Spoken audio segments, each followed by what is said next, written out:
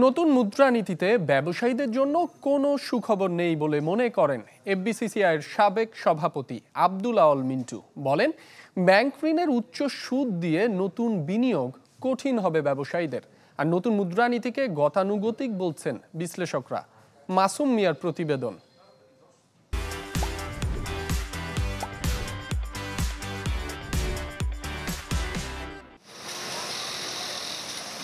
দেশি বিদেশি বিনিয়োগের খরা বাংলাদেশকে ভোগাচ্ছে দীর্ঘদিন ধরেই।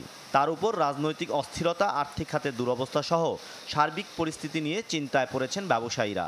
এমন বাস্তবতায় সোমবার ঘোষণা করা হলো নতুন মুদ্রানীতি, যেখানে বিনিয়োগের জন্য পর্যাপ্ত অর্থ প্রবাহ নিশ্চিত করতে পারেনি কেন্দ্রীয় ব্যাংক, বরং তা অপরিবর্তিত রাখা হয়েছে ৯.৮%। যদিও ডিসেম্বর পর্যন্ত অর্জিত হয়েছে মাত্র ৭.৫%। কেউ বলেন মুদ্রানীতির মাধ্যমে মূল্যস্ফীতিকে বাগে আনার স্পষ্ট ঘোষণা দিয়েছেন গভর্নর।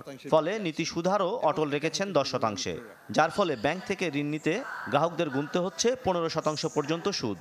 তাই ব্যবসায়ী নেতাদের মতে নতুন মুদ্রানীতির মাধ্যমে বিনিয়োগের পরিবেশ আরও কঠিন করে তুলেছে কেন্দ্রীয় ব্যাংক।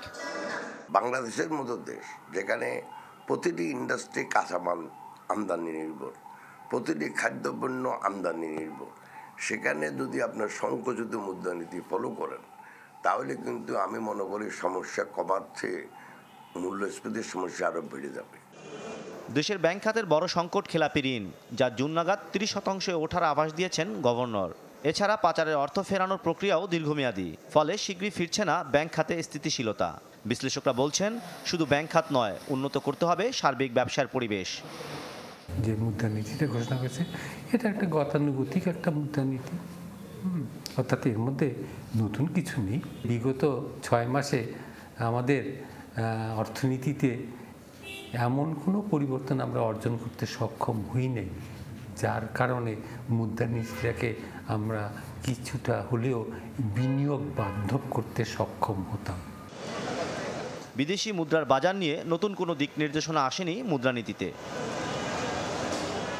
মাসুম মিয়া, চ্যানেল 24, ঢাকা।